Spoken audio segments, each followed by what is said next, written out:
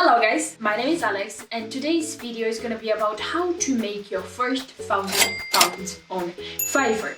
It's going to be focused around Fiverr, and for those not knowing, I have been on Fiverr for quite long now.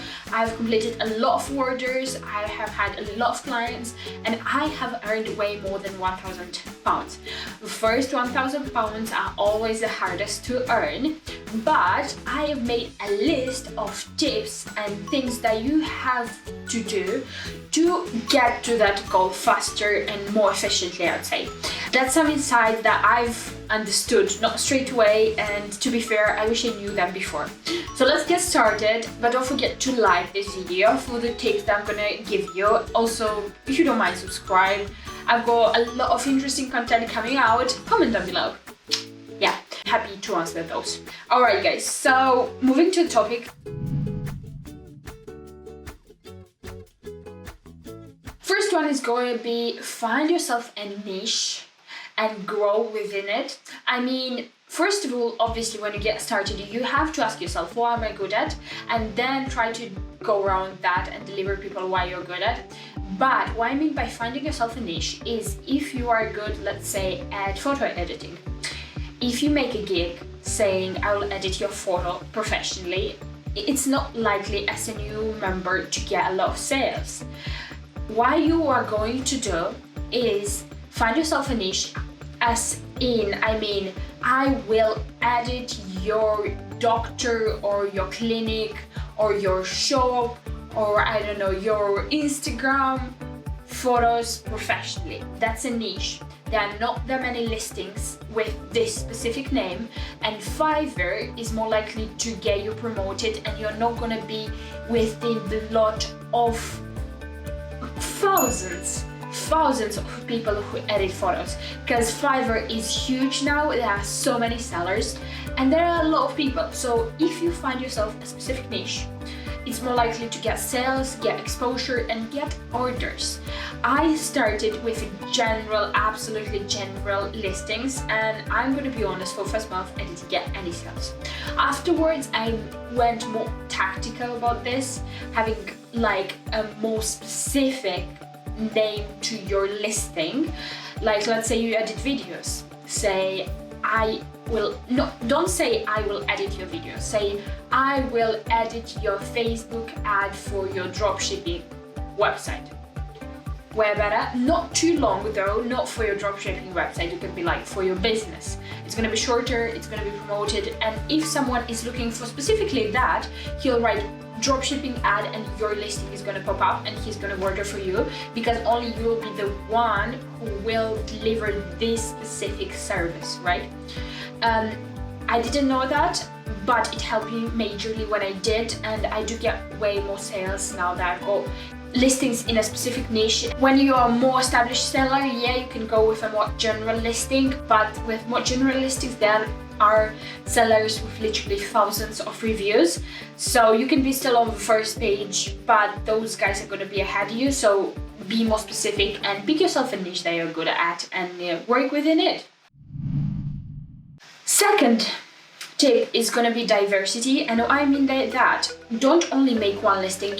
I think when you just get started you can have like 5 listings if I'm right, or 7, I'm not sure. Use all of them, and if you, let's say, I don't know, you want to model someone's product, you can have 5 listings. One of them is going to be I'll model your product, I will model your product outside, I will model your product lifestyle, whatever.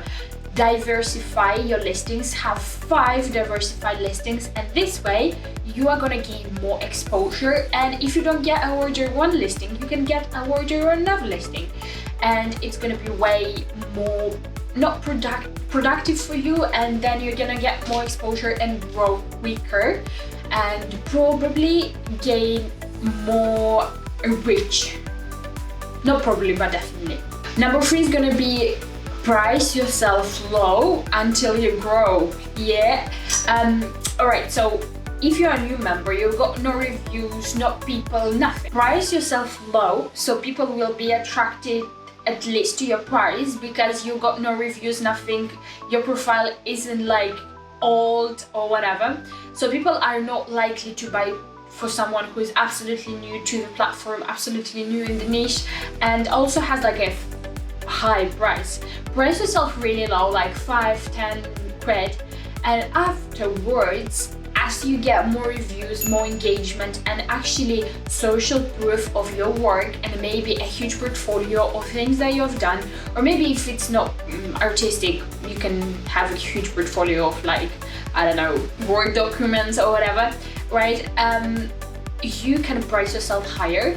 But to start with, if you price yourself too high, it's not likely that you'll get many sales. And the lower the price, I know it's counterproductive because you work more and get paid less.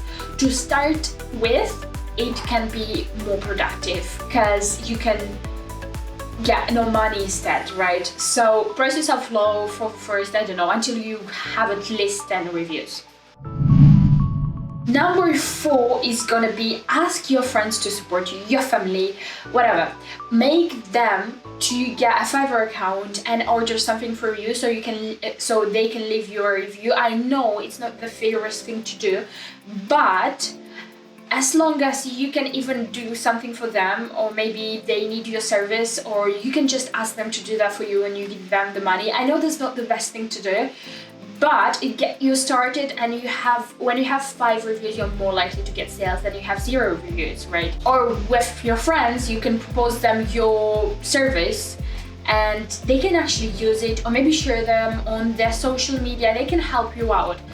So don't be shy about this. It's making money. It's just the same as working on a job, I guess, but it's more like self-employed.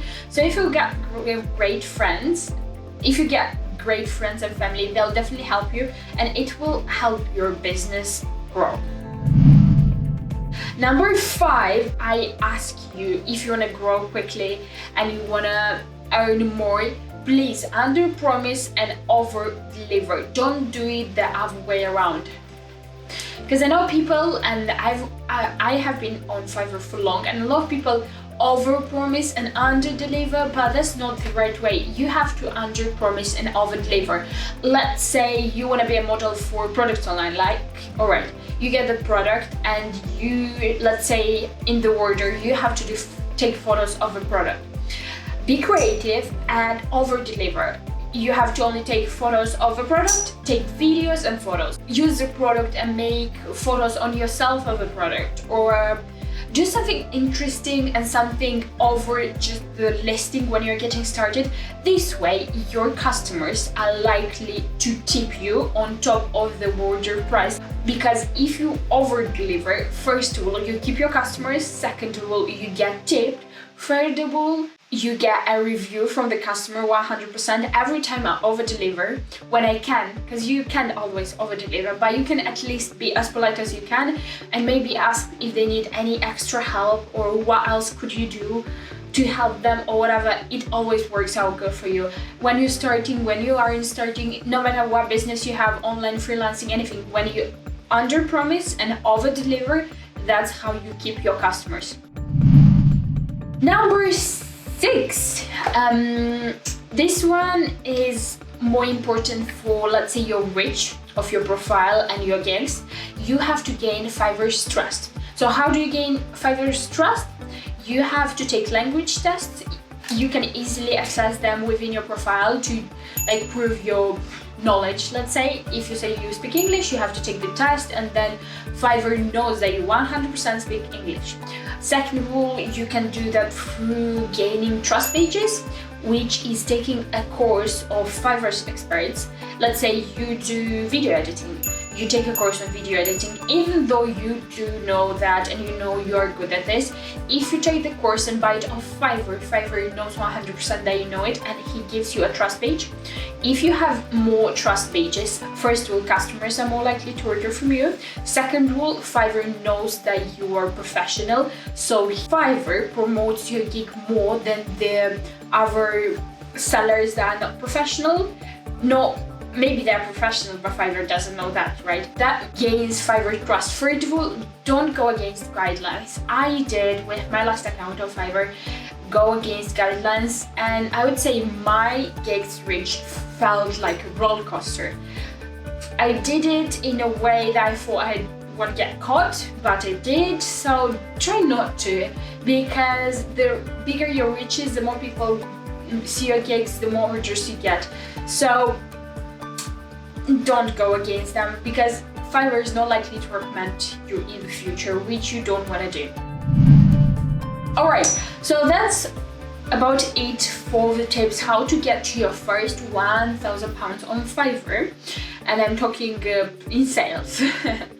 Hope you enjoyed this video, guys, and hope it helps you out if you ever want to start working on Fiverr, or you want to start your career in freelancing, or you just want to have some extra income doing the hard work, because I wouldn't say I do like lots of work and it's hard. I do enjoy it, I do like it. I work with different brands, different people, different companies, and I do like it. It's really entertaining, interesting, and I do get paid. Also, I enlarge my portfolio. If you like this video, please drop a like and a comment, and also I've got more interesting content for you guys on my channel, so click there, take a look, and hope you enjoy the rest of your day. Peace, bye!